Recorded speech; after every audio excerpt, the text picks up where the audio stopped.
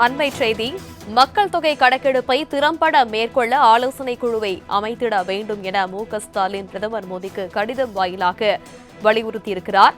மாநில முதலமைச்சர்கள் மற்றும் பிரதிநிதிகள் அடங்கிய குழுவை அமைக்க வேண்டும் எனவும் முதலமைச்சர் தனது கடிதத்தில் தெரிவித்திருக்கிறார். அண்மை செய்தியாக பார்க்கிறோம். மேலும் விவரங்களை எமது செய்தியாளர் நந்தினி விவரிக்க கேட்கலாம். வணக்கம் நந்தினி, விவரம்.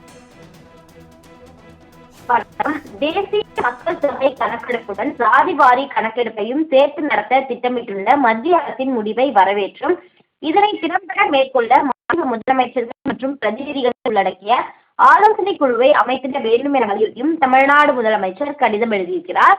அந்த கடிதத்தில் தேசிய மக்கள் தொகை கணக்கெடுப்பு சாதி அடிப்படையிலான கணக்கெடுப்பை சேர்த்து நடத்த திட்டமிட்டுள்ள மத்திய அரசின் முடிவுகளை வரவேற்பதாக குறிப்பிட்டிருக்கிறார். மத்திய அரசின் இந்த நடவடிக்கையை வரவேற்பதாக குறிப்பிட்டுள்ள முதலமைச்சர் மக்கள் தொகை கணக்கெடுப்புடன் சாதிவாரி கணக்கெடுப்பையும் சேர்த்து நடத்திட வேண்டும் என வலியுறுத்தி தீர்மானங்களை ஏற்கனவே தமிழ்நாடு சட்டமன்றம் நிறைவேற்றி இந்த கோரிக்கையில் தமிழ்நாடு முன்னோடியாகவும் குறிப்பிட்டிருக்கிறார்.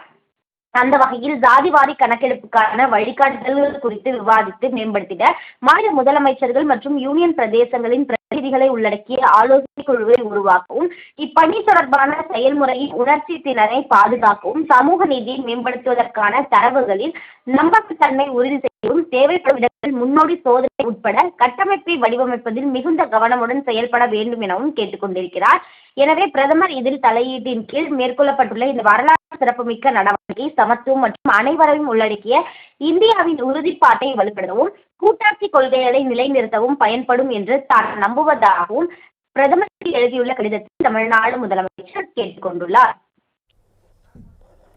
விவரங்களுக்கு நன்றி நந்தினி.